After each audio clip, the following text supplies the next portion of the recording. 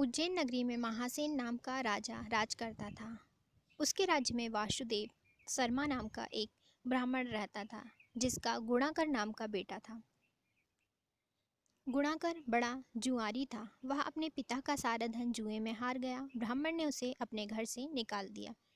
अब वह दूसरे नगर में पहुंचा। वहां उसे एक योगी मिला। उसे हैरान देखकर उसने कारण पूछा तो उसने सब बात बता दी। योगी ने कहा, लो पहले कुछ खा लो। गुणाकर ने जवाब दिया, मैं ब्राह्मण का बेटा हूँ, आपकी भिक्षा कैसे खा सकता हूँ। इतना सुनकर योगी ने सिद्धि को याद किया। वह आई।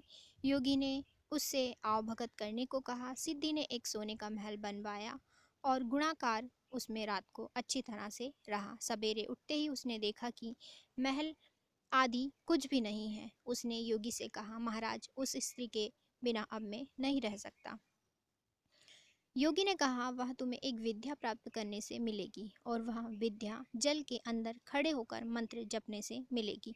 लेकिन जब वह लड़की तुम्हें मेरी सिद्धि से मिल सकती है तो तुम विद्या प्राप्त करके क्या करोगे। गुणाकर ने कहा, नहीं, मैं स्वयं वैसा करूँगा। योगी बोला, कहीं ऐसा ना हो कि तुम विद्या प्राप्त न कर पाओ और मेरी सिद्धि भी नष्ट हो जाए। पर गुणाकर ना माना। योगी ने उसे नदी के किनारे ले जाकर मंत्र बता दिए और कहा कि जब तुम जप करते हुए माया से मोहित होगे तो मैं तुम पर अपनी विद्या का प्रयोग करूंगा। उस समय तुम अग्नि में प्रवेश कर जाना। गुणाकर जप करने लगा। जब वह माया में एकदम मोहित हो गया तो देखता है कि वह किसी ब्राह्मण के बेटे के रूप में पैदा हुआ है। उसका ब्याह हो गया, उसके बाल बच्चे भी हो गए। वह अपने जन्म की बात भूल गया। तभी योगी ने अपनी विद्या का प्रयोग किया। गुणाकर माया रहित होकर अग्नि में प्रवेश करने को तैयार हुआ। उसी समय उसने देखा कि उसे मरता देख उसके माँ बाप और दूसरे लोग रो रहे हैं और उसे आग में जाने से रोक रहे हैं।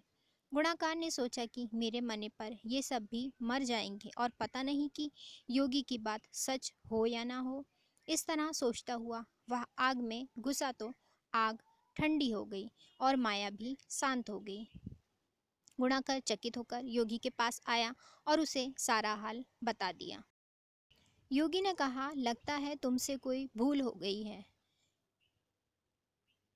योगी ने फिर स्वयं सिद्धि को पुनः याद किया, पर वह नहीं आई। इस तरह योगी और गुणाकार दोनों की विद्या नष्ट हो गई। इतनी कथा कहकर बेताल ने पूछा, राजन, यह बताओ कि दोनों की विद्या क्यों नष्ट हो गई। राजा बोला, इसका जवाब साफ है। निर्मल और शुद्ध संकल्प करने से ही सिद्धि प्राप्त होती है। गुणाकार के दिल में शंका हुई कि पता नहीं योगी की बात सच होगी या नहीं।